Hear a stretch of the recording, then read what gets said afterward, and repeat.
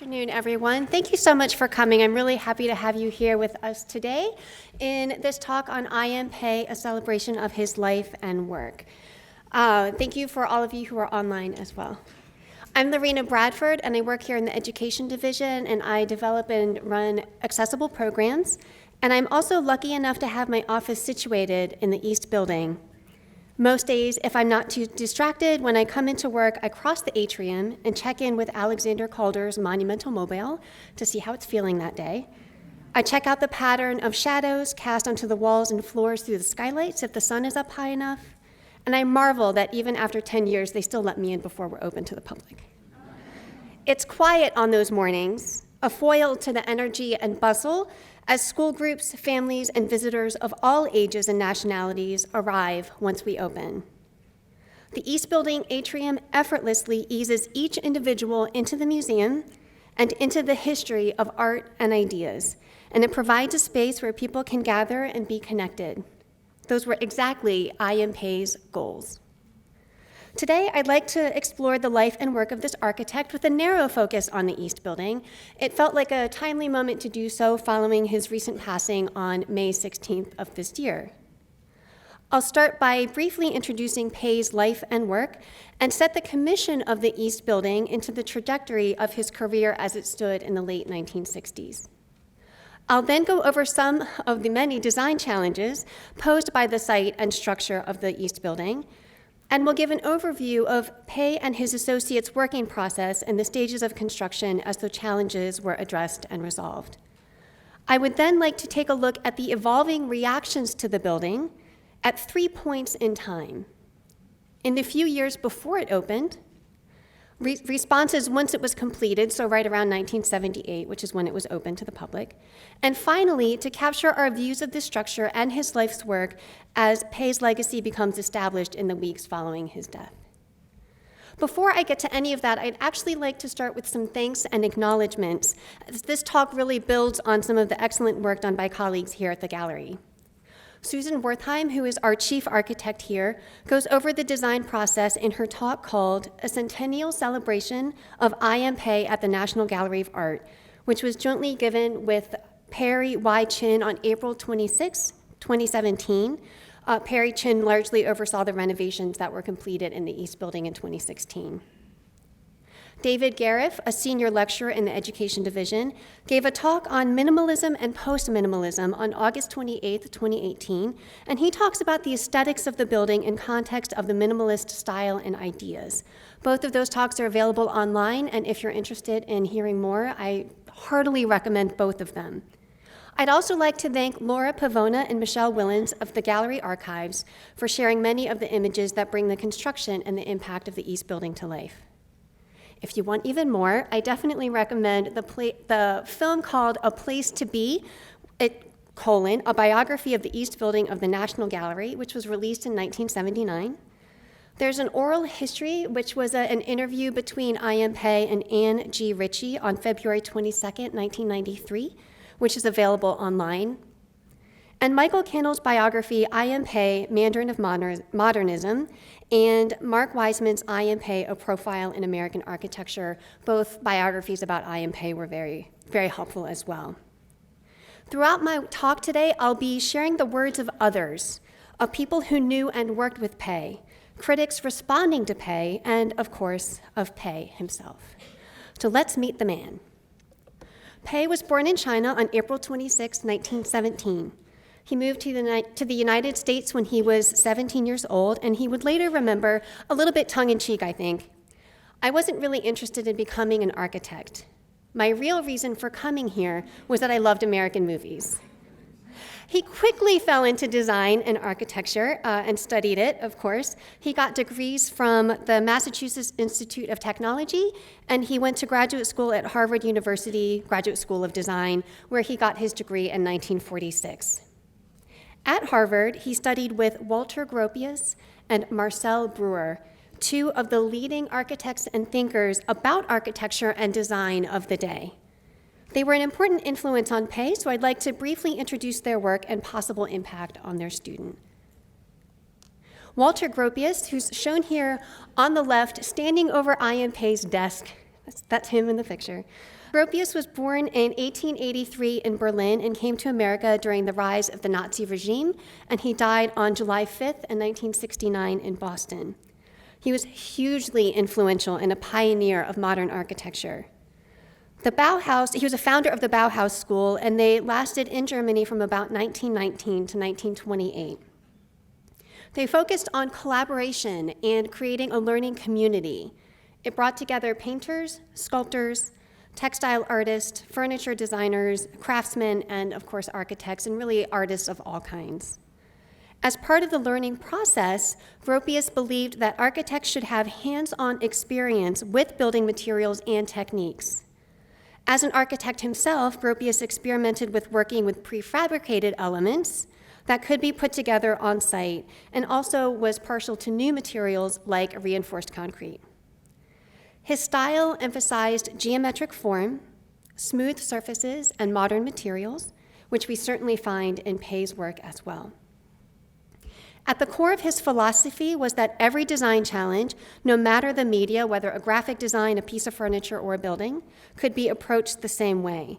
He taught his students to start with a plan or a layout to serve the purpose of a structure and to let that dictate the form. He is best known today for his ideas about education, perhaps more than his actual buildings. On the left, this is, of course, Grope, as he was known to his students, standing with I. M. Pei, and on the right, the iconic Bauhaus building in Dessau, Germany. Marcel Breuer was born in Hungary in 1902 and died on July 1st in 1981 in New York City.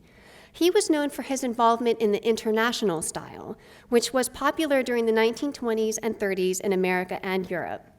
Hallmarks of that style include straight lines, light surfaces, and little to no ornamentation.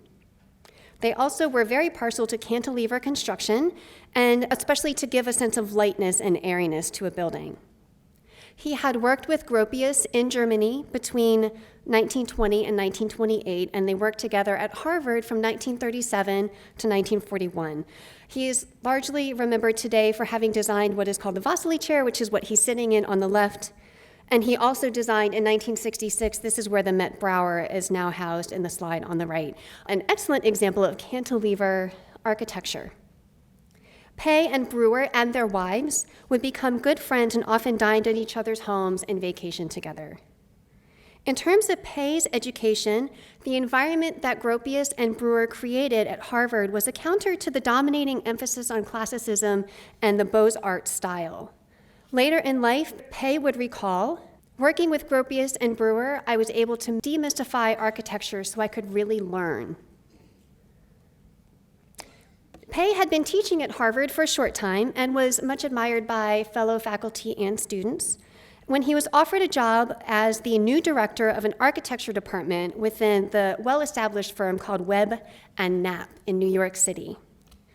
The firm was focused on real estate development, headed by William Zeckendorf, who's shown in the slide on the left, a big personality known for his shrewdness, love of cigars, wine, and Homburg hats, for talking on the phone all the time, even in his car.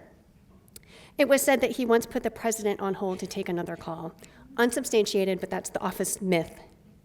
When Zeckendorf decided to bring in a house architect, he recalls in his memoirs that it was about time the modern Medici began hiring the modern Michelangelos and Da Vinci's, which may reveal as much as about how he saw himself. Once he decided to do so, though, a colleague recommended Pei out of a pool of possible candidates. When they first met, Pei entered his office to find Zeckendorf, of course, on the phone, and the developer waved at Pei to sit down, which gave the young architect the chance to look around the room and notice that all the pictures on display showed parking garages. Pei recalled, the whole environment was seedy. It was clear we were complete opposites. Pei struck Zeckendorf as a bon vivant and knowledgeable gourmet. They soon warmed to each other and developed a mutual respect based on ambition and talent on both sides. Zeckendorf would later say, one of the finest things I ever did was draw my friend away from the halls of academe and into the world of building. The pairing is one that was possibly more auspicious than is generally thought. Pei would remember, it wasn't the cut and dried method of making money in real estate that interested him. I have a feeling, and this is just my opinion, that he wanted to do something unusual. He always delighted in talking about ideas. And in that sharing of ideas, perhaps he found a kinship in the daring and thoughtful Pei. As a quick example of the kind of ideas they worked on together is the unbuilt Helix Tower. Seckendorf got to thinking about apartment buildings and how it was impossible to add a room should one's family grow, and likewise, one couldn't very well reduce the size of an office or an apartment building if business got bad. Pei's solution was the Helix Tower. On the left is a photo montage, and on the right is a model. The inner rings would hold utilities, and the outer rings would be separated into wedges, which could be acquired and sold as needed. This was around 1948. Seckendorf loved the idea and even had it patented and famously showed it off to other architects when they came to visit him. But the structure would have been difficult to impossible to actually construct, and it was never built. While remaining on good terms with Seckendorf and even continuing to occupy the same office space for a very low rent, Pei set out to form his own firm in 1960. Pei would soon be awarded the project that launched his career, the John F. Kennedy Presidential Library and Museum, now in Boston, Massachusetts. Pei was chosen in 1964 by Jacqueline Kennedy, an event that Pei called really the beginning of our firm. Pei and John F. Kennedy had been born just 1 month apart, and Mrs. Kennedy felt a sort of kinship between the two in that both were underdogs on the verge of their greatest accomplishments. She would say of Pei, "He was so full of promise, like Jack. They were born in the same year. I decided it would be fun to take a great leap with him."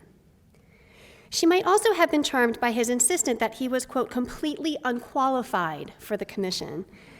It was said that when she came to meet with him, he had his entire office painted white and he put out a vase of flowers.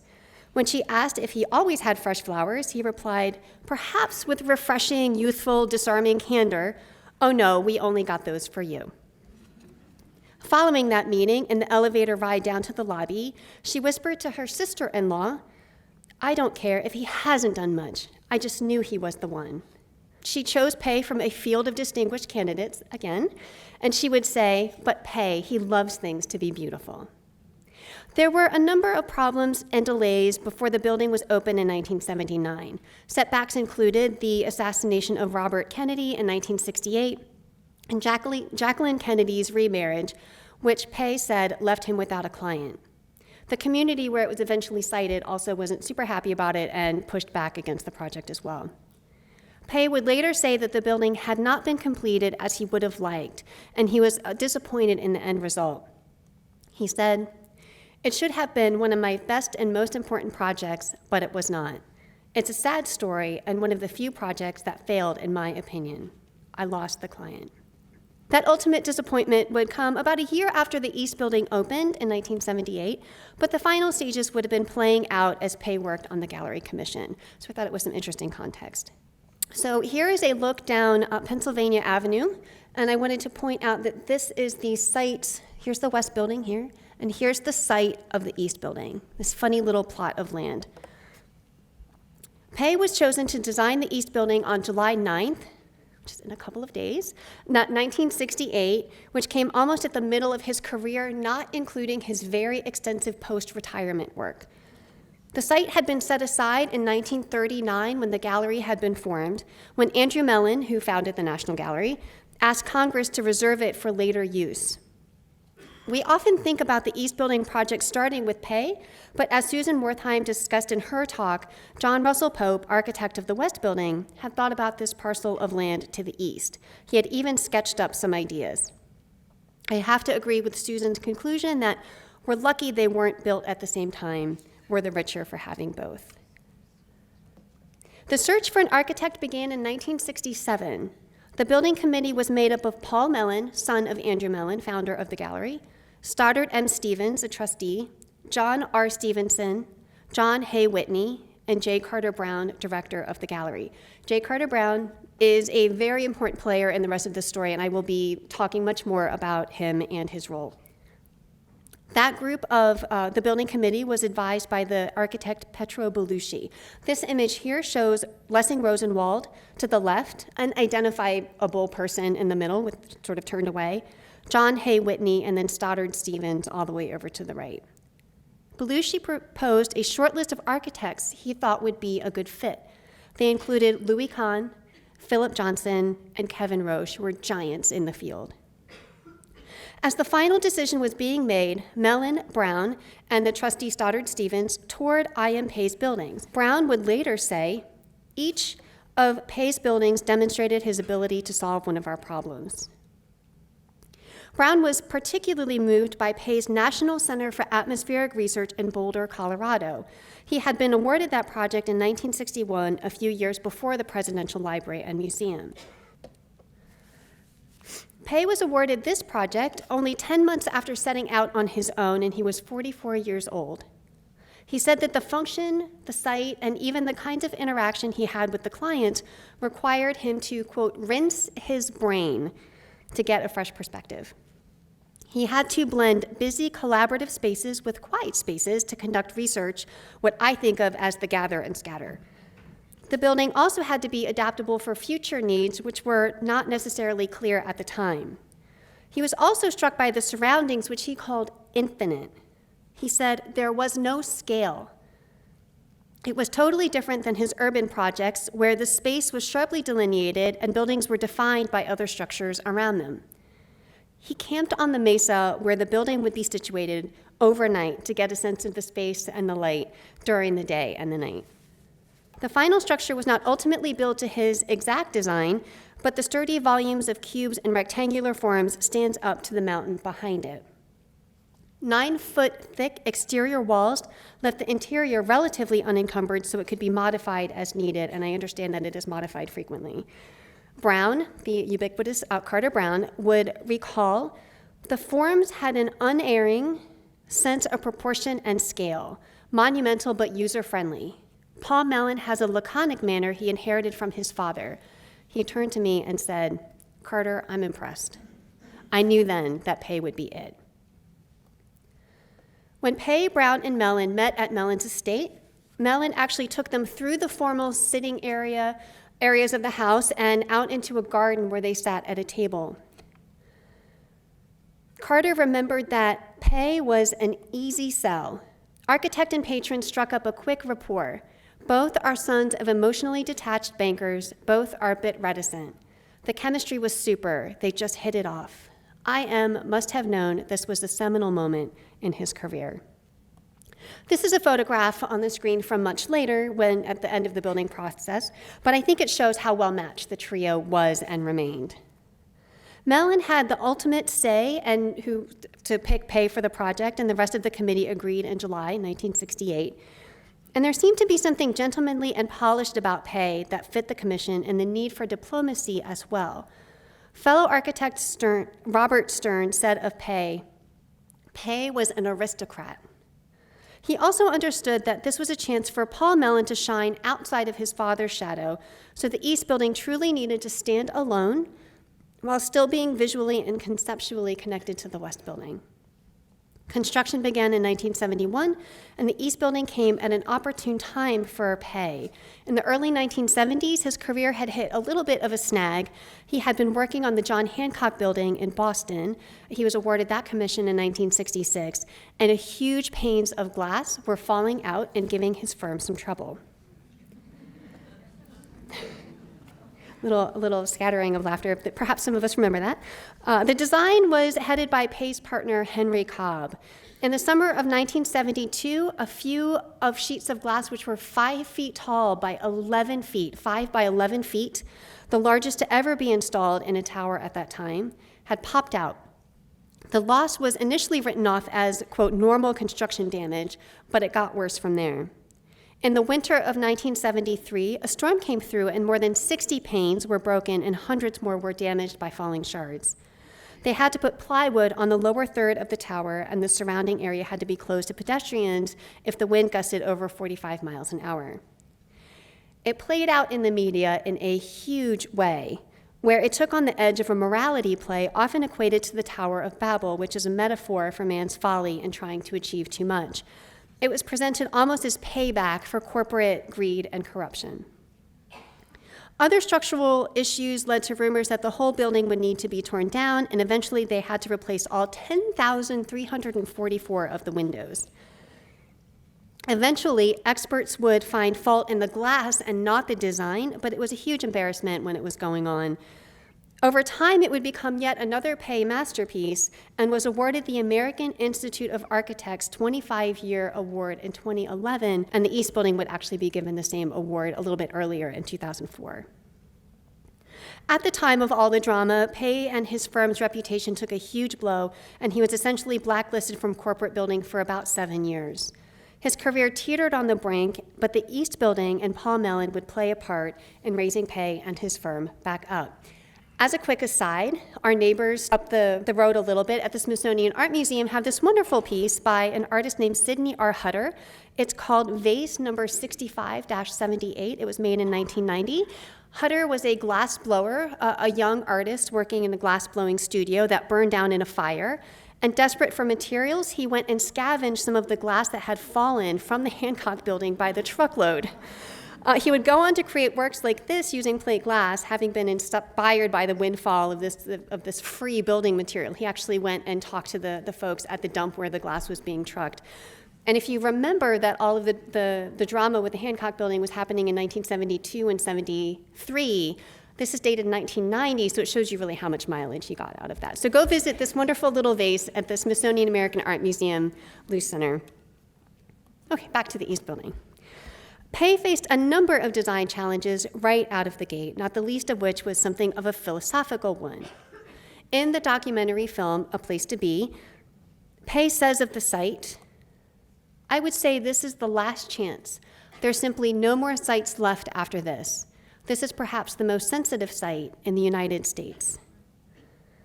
Talking about visitors, he continued, "We've got to keep them. Once they come in, we don't want to lose them.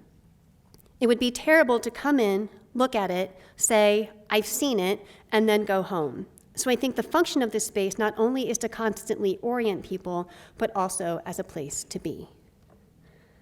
Pei elaborated on the task when he wrote this. This is a little bit of a longer quote, but it gives us a lot of insight into his thought process in approaching it. "The project of the East Building of the National Gallery presented a singular challenge as its location on the Great Mall possesses special significance to me. I was 17 when I first came to America, so I felt most seriously the national and symbolic character of my task, which I faced, therefore, with both anxiety and exhilaration.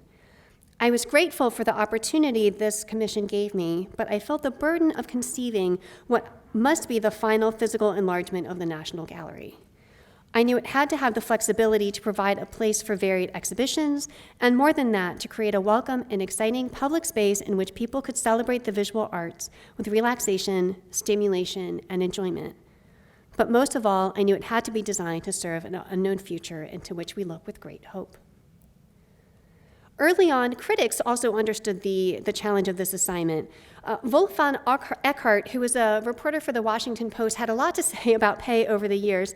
And in 1968, when this was all beginning, he said this, that the commission was no doubt one of the toughest assignments since Michelangelo was asked to put a dome on St. Peter's.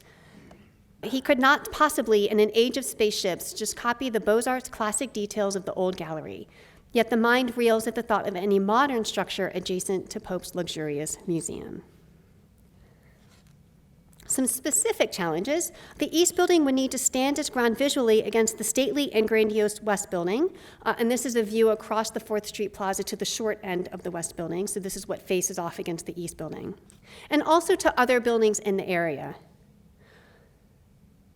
Pei wanted the East Building to be of his time, so didn't want to copy that style exactly. The shape of the land was a huge challenge, and one of the biggest challenges was that the axis for this very strong east-west axis that comes from the West Building falls off-center in the plot of land across the street from it. There were also height restrictions. Constitution has lower height restrictions than Pennsylvania Avenue, but both were a challenge to design to, both to meet them and also to juggle them both. And there were also setback requirements put in place by the National Planning Commission that reduced the amount of space the building could physically take up. Ends up being the first building on the National Mall that does not have an entry/exit onto the mall. It only opens up onto 4th Street and not the mall itself. The proposed design needed to be approved by Washington's Fine Arts Commission, which approved it in a split decision 4-2 in February 1970. Pei ended up corresponding with one of the two who did not vote for the proposal, a man named William Walton. Walton wrote this to Pei. I feel that the new building will be a harsh, over-assertive terminus to the long line of buildings leading towards the Capitol, whose environs are a very touchy matter, both aesthetically and politically. To which Pei responded, your criticism about the excessive height of the design does not surprise me, for the problem has been a matter of great concern to us from the very beginning. The final resolution, however, is the result of a great deal of deliberation. So how did he arrive at the design? The very famous envelope sketch. After visiting the National Gallery and taking a look at the site that would be the East Building, Pei was flying back to New York from Washington, D.C., when in a flash of inspiration, he pulled out a scrap piece of paper, which happened to be an envelope, and sketched this on the back. He remembered this moment in the oft-quoted memory, I was returning to New York after a gallery meeting in 1968, trying to find a solution to that difficult site.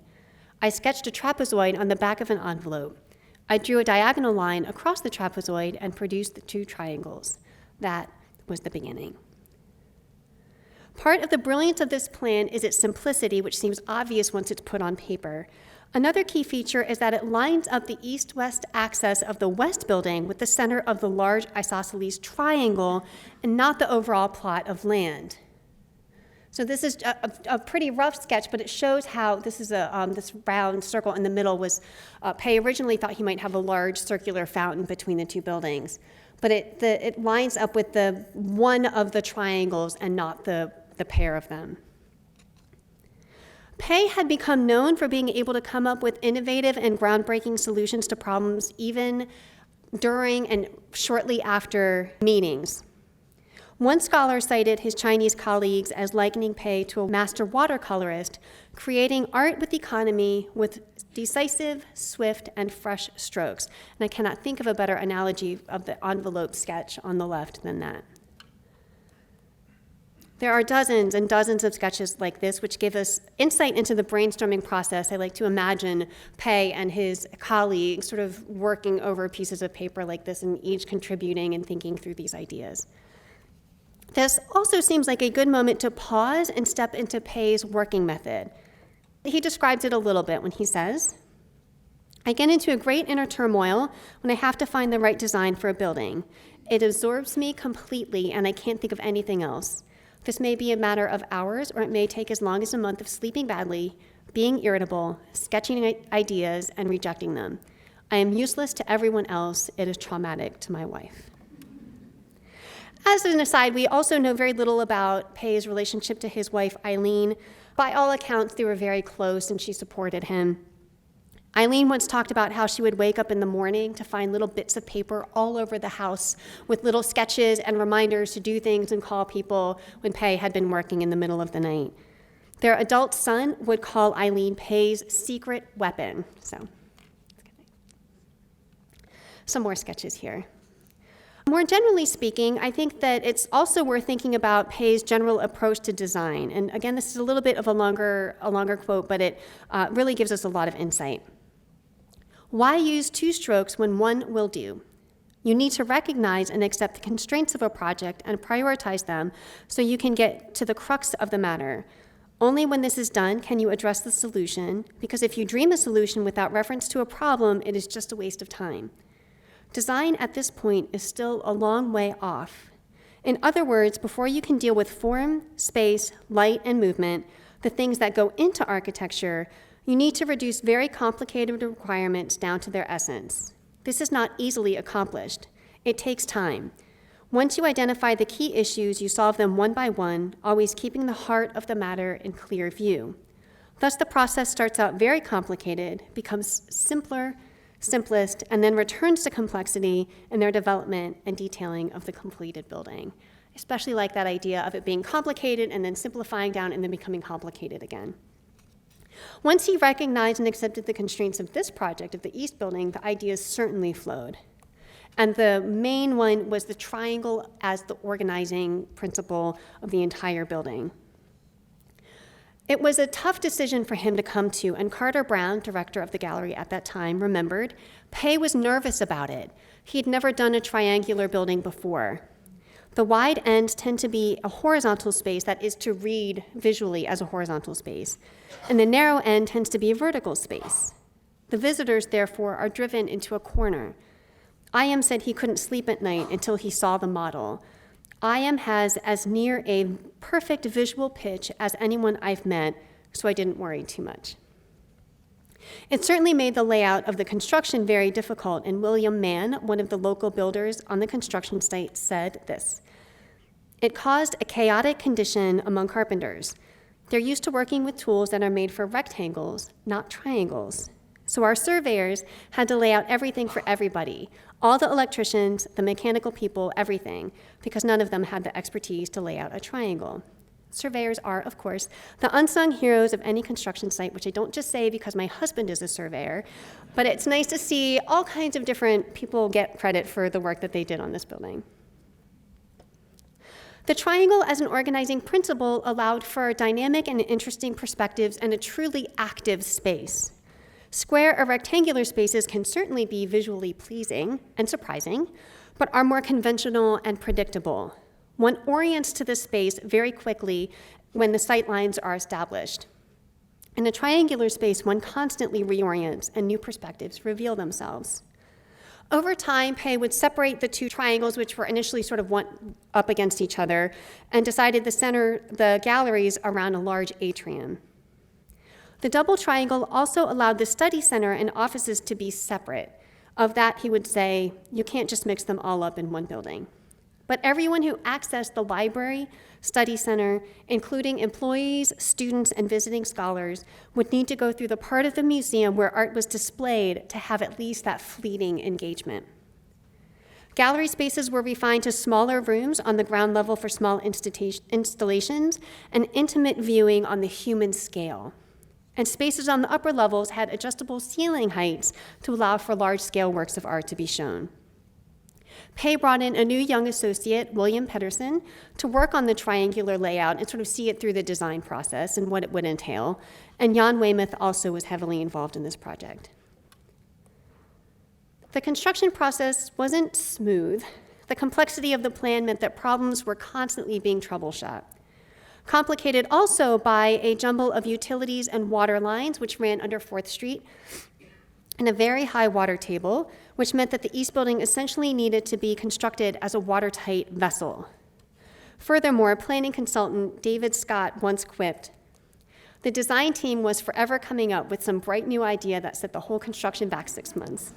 But he was also on Pei's side, where he said, "Pei is absolutely delightful to work with. He listens intently to your problems and then firmly but graciously comes up with a solution that invariably evolves from common sense and the dignity of the building." There were also a number of workers' strikes that slowed construction down. When John Russell Pope was working on the West Building, he had 21 shades of pink Tennessee marble to choose from. I will say 21 shades to the very experienced eye. By 1970, the quarry where that marble had come from had actually been closed, and the quarry master who worked on the West Building had retired. They brought him out of retirement to work on finding marble for the East Building, and they reopened the quarry. By 1970, there were only 15 instead of 21 different shades, and they kind of fell into only a few kind of easily discernible shades. They were grouped by use on the exterior and interior spaces with the walls and the floors outside and inside. On the West Building, especially outside, the marble is laid so that it's darker on the bottom and it sort of fades lighter as it goes up. You can really tell this more in the rain. Then that kept it from looking like a checkerboard with the dark piece next to a light piece. A similar effort was made with the East Building, but resources were more limited.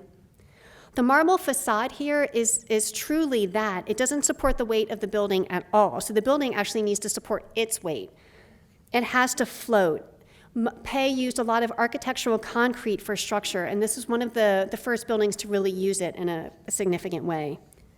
The marble took 3.5 years to quarry, prepare, and place all the stone, the outside skin, the inside walls, and the floors. And the marble covers spans of up to 360 feet.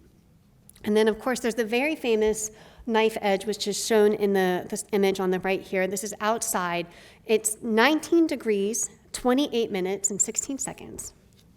If anyone knows what that means. The 19 degrees, it's very, very sharp, and you can walk up to it and touch it, and I definitely recommend doing that. Folks said when it was going up that there's no way that it could support itself, and they expected it to come down before it was even completed, but it remains.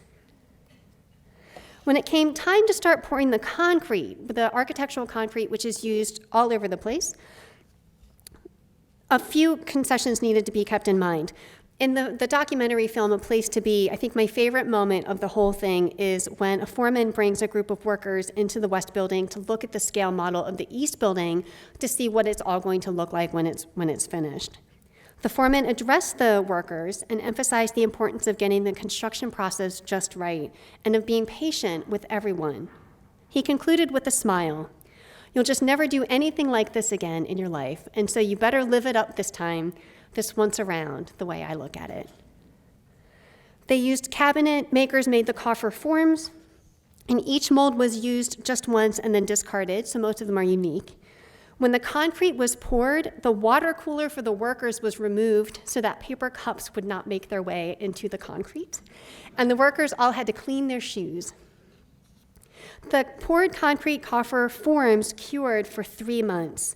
And I just invite us to take a moment and imagine what it would have been like for 3 months to go by, and the workers to start taking away the wooden molds, start breaking them down, breaking them away, and the sense of pride and perhaps relief that they must have felt when they finally saw how beautiful the end product had been. It's a long time to wait to see how something turned out. Creating a roof for the space was definitely a challenge.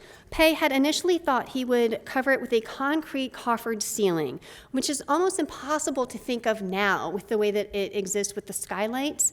To get a better sense of what this would be like, they brought in artist Paul Stevenson Olds to create perspective drawings to show the overall impact of design choices really among many points along the way in the design process.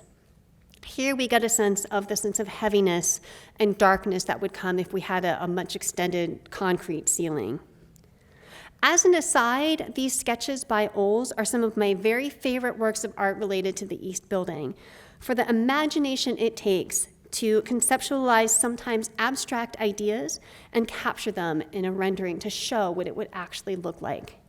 Now we use computers, and I think that something really gorgeous is lost with this process. I also like that it shows the value of having so many different perspectives and expertises brought into the process. Here's someone who could really imagine, put into visual form ideas that other people had to see what the impact would be. Pei also considered using planar skylights, that is, flat skylights, but he finally came to the steel frame with the glass and aluminum tetrahedrons, the shape of which echo the footprint of the atrium below. So tetrahedrons are kind of like pyramids, and we'll often hear them called pyramids, but they're three-sided and elongated. The skylights are held up with welded steel frame that would be formed of 30 by 45 foot tetrahedrons, and it weighed a total of 500 tons. It appears weightless when we look up at it, I think, but it was 500 tons. It covered 16,000 square feet. Pei called it a bunch of jackstraws thrown into the sky.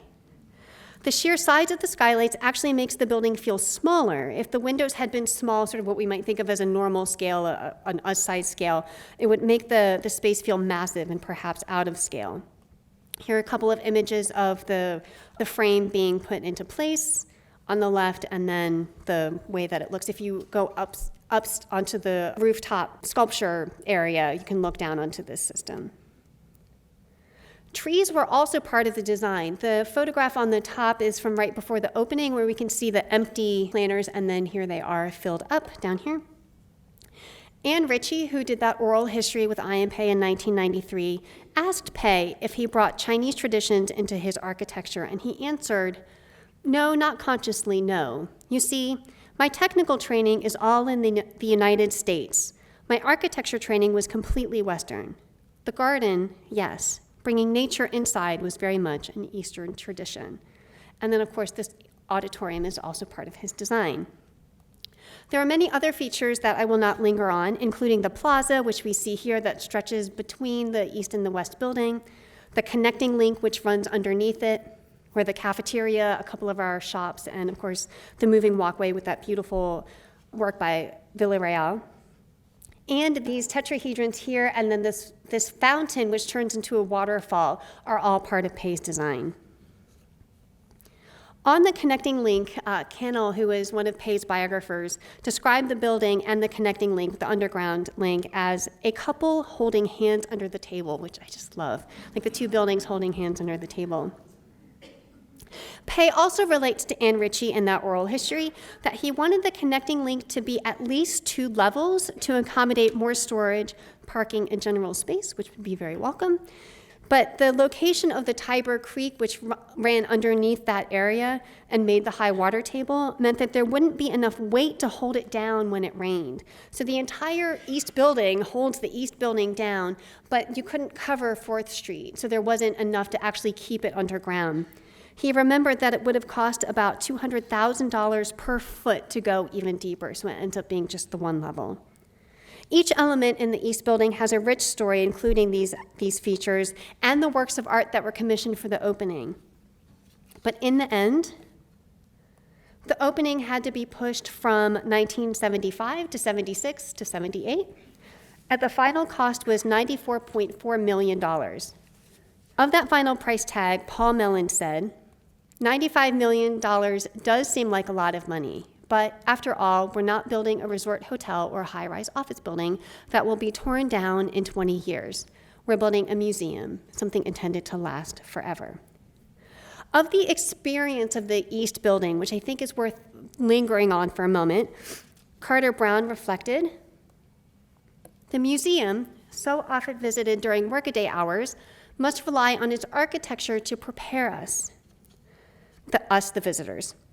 In the West Building, we enter into the great domed rotunda where we are surrounded by serene architecture and the sound of splashing water of the fountain. We orient ourselves as we walk through the tall sculpture halls.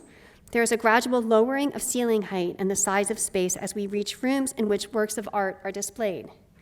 The processional process over time gives us the sense that we are in a very special place and prepares us emotionally and psychologically for the experience.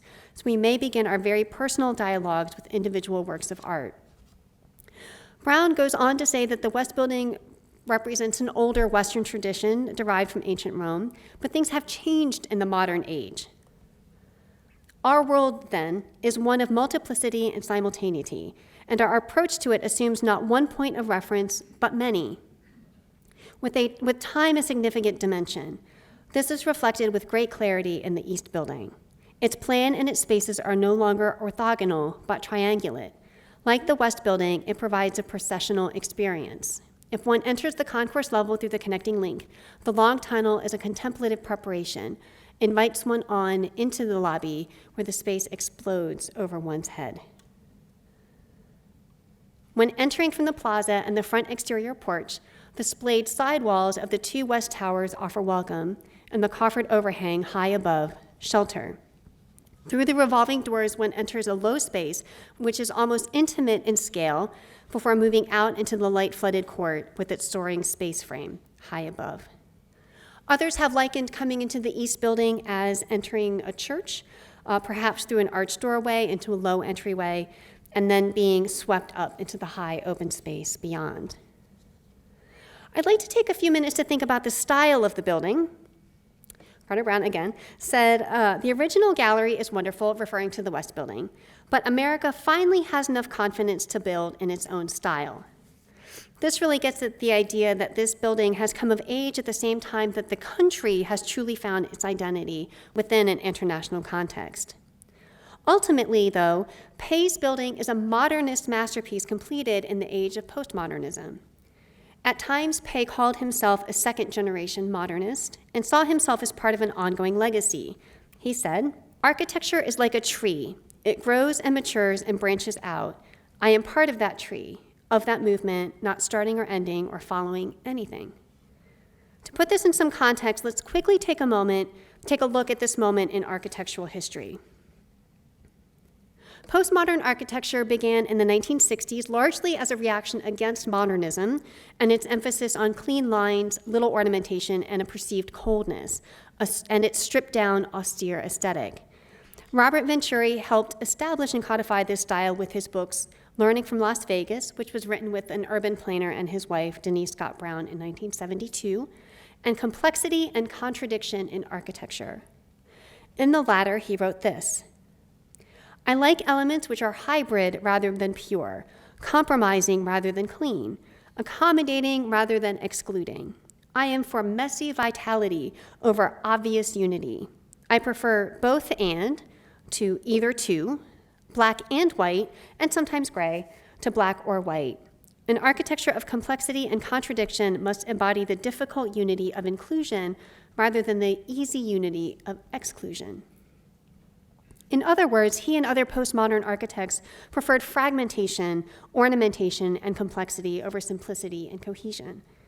Mies van der Rohe, another giant architect of his time, perhaps the greatest hero of modernist architecture, would famously say, "Less is more," to which Robert Venturi would respond, "Less is a bore." That pretty much sums up the differences between the two schools of thought. On the screen is the Vanna Venturi house, which was constructed in 1964 for the architect's mother, and one of the earliest examples of this new style. And here are a couple other examples. Postmodernist architects criticize modernists for turning their back on architectural history. So architects like Charles Moore on the left and Michael Graves on the right revived and adapted classical forms, including capitals and columns and all kinds of other things. They also incorporated decorative flourishes, pattern, and used color in new and sometimes startling ways. On the left is the Piazza d'Italia from New Orleans in 1978, and on the right is Michael Graves' Portland building from 1982. Postmodernism hit its peak in the 1980s and lasted into the 1990s, and interviewers regularly asked Pei his thoughts about postmodernism and how his own design related to modernism and postmodernism. In a 1980 interview with Barbara Lee Diamonstein, it began with the interviewer actually quoting Pei back to himself, reminding him that he had said this: "The talk about modernism versus postmodernism is unimportant. It's a side issue. An individual building, the style in which it is going to be designed and built, is not that important. The important thing, really, is the community. How does it affect life?" In the interview, when pressed about whether postmodernism was ever an issue for Pei, he responded, "Not really. About a year ago, this was a very hot issue among American architects. But to tell you the truth, when I travel around the world talking to architectural schools in different parts of the world, I find it is not an issue at all. I think it's a particularly American phenomenon to talk about postmodernism when we are still in the midst of a continuous development of what we know as modern architecture." I think perhaps the most convincing and useful parallel in style was drawn by David Gariff in his talk on minimalism and postminimalism. In that talk, again dated August 28, 2018, he said, "Never have things that look so simple been so complicated." He continued, "The greatest minimalist work of art at the National Gallery is the East Building itself as a piece of architecture. Even though we don't consider I.M. Pei to be a minimalist, the East Building is a testament to the minimalist ideas and aesthetics and philosophy." David Gariff says Pei isn't much of a theorist about architecture, but he does come of age in New York City as an architect during the age of minimalism. Perhaps it appears here in the angles, pattern, repetition, and geometry. So above on the right is Donald Judd's Untitled from 1963, and below in the sculpture garden is Tony Smith's Moondog, the models from 1964, and this was fabricated in 98 to 99. Ada Louise Huxtable was a very influential architecture critic at the time, and she said, "The East Building does not break ground, it deals in established excellence." In the last chapter of our story today, I'd like to share some of the responses that the East Building has received over time, starting from the period when it was still being constructed, to the unveiling, to today, when Pei's legacy begins to be written following his death. So, reception pre-1978. Ada Louise Huxtable, that very influential architecture critic, was on board right away after seeing Pei's early model in 1971. She wrote, "The rigid rule of mediocrity through uneasy compromise with an uncertain past that has characterized the best and worst of Washington construction in our day will be broken by the new East Building. Let's go even further. It can be a great building for all time." As it was going up, critics had some things to say about it before it was even complete. Washington Post critic Wolfgang Uckert, who we've mentioned before, wrote, "What had seemed so dazzlingly clever on the cardboard model grew to seemingly monstrous proportions. Had we been blinded by architect Pei's brilliant geometry? In clear light, there were moments when the huge, stark pink Tennessee marble structure seemed threatening. It seemed abstract and alien, coldly unrelated to the familiar temples along the avenue, and an insult to the picturesque majesty of the Capitol in the background." A reader in the Post said it would be the ugliest building in all history. Don't worry, it gets better. Pontus Hultén, the director of the Pompidou Center in Paris, which was being built at exactly the same time, said that it was too elegant. Charles Peters of Washington Monthly pronounced it the aesthetic crime of the century. And in response, Carter Brown remembers I.M. Pei saying, "It's like a teenage girl with braces on her teeth. Wait until the scaffolding comes off." It sort of sums him up so beautifully, doesn't it?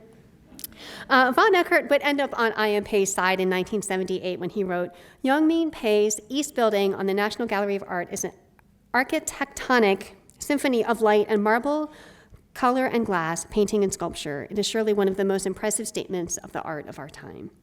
He also wrote, "My guess is that in contrast to most modern buildings, Pei's East Building, like Verdi's opera, will be instantly popular." And in another article, he said that Pei's buildings are consistently strong and decisive. Hilton Kramer of the New York Times wrote, "Entering the Great Hall of the East Wing, one is made to feel a tremendous sense of confidence in the culture and the civilization it symbolizes. It is a thrilling experience, and I suspect that it will fill the hearts of all but the stoniest skeptics with the feeling of pleasure for a long time to come." Some did find fault, however, in a few features. The glass tetrahedrons on the plaza between the east and west buildings struck some as harsh.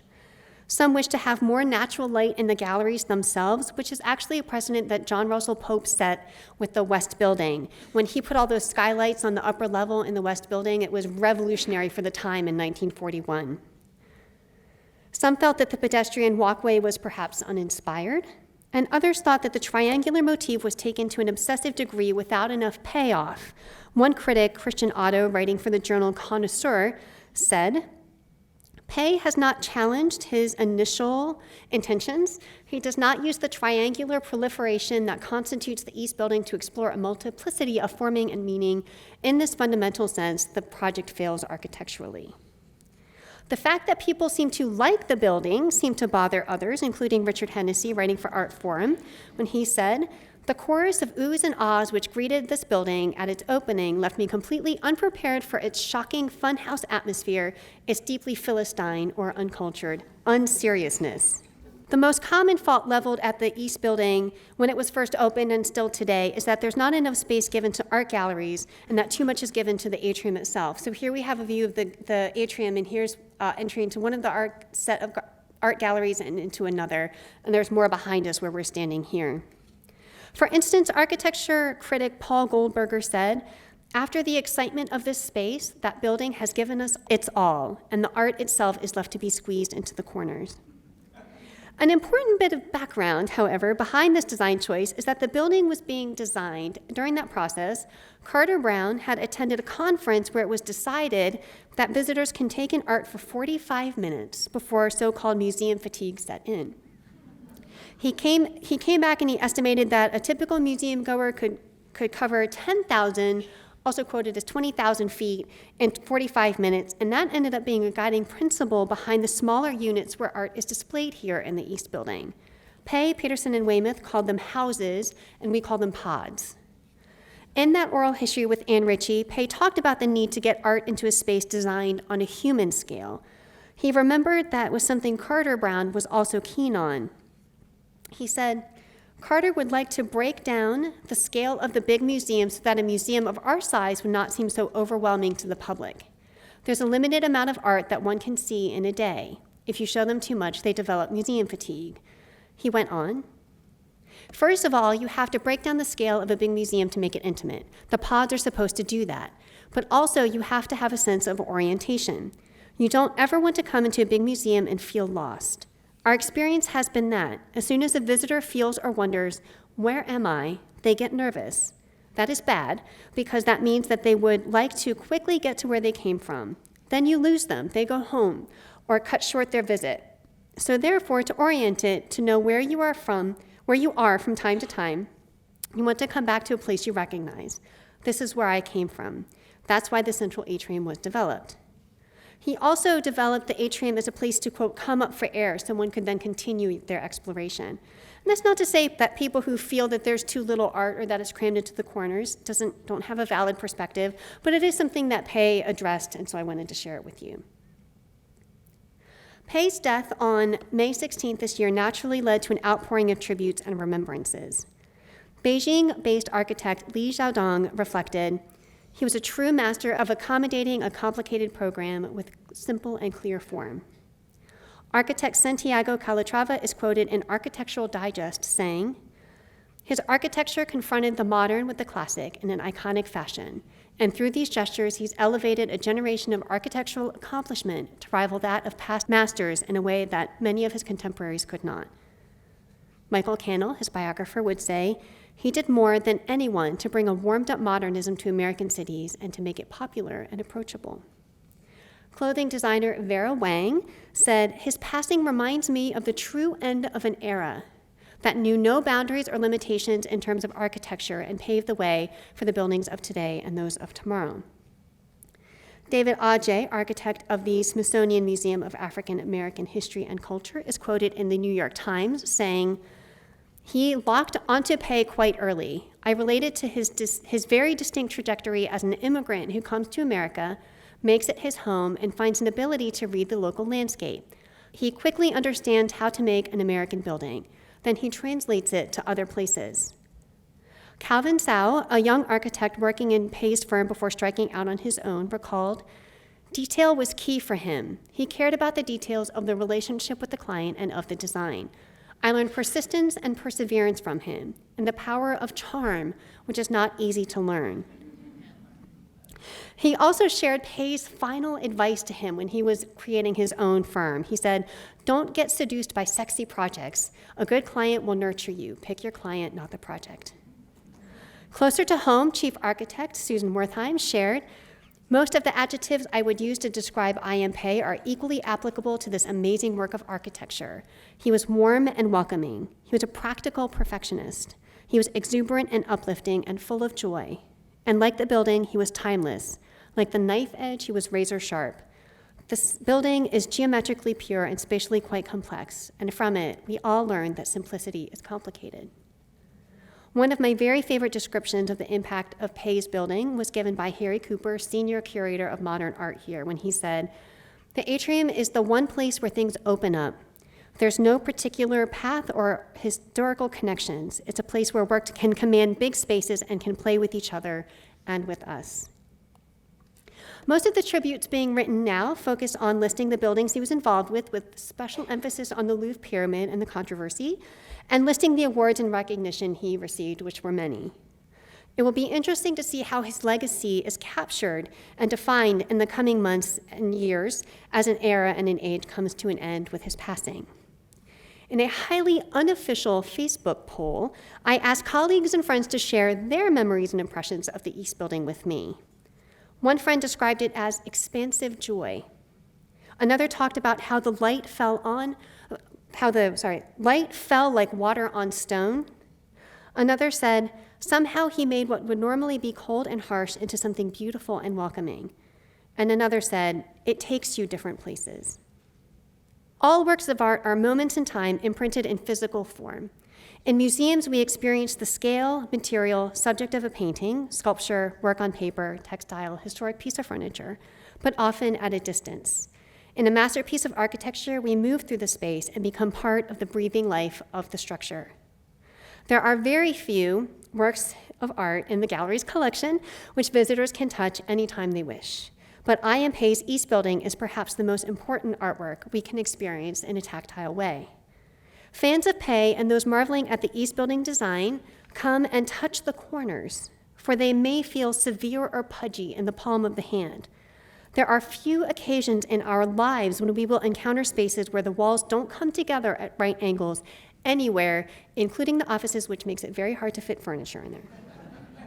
The building bears traces of that honor, homage, and affection.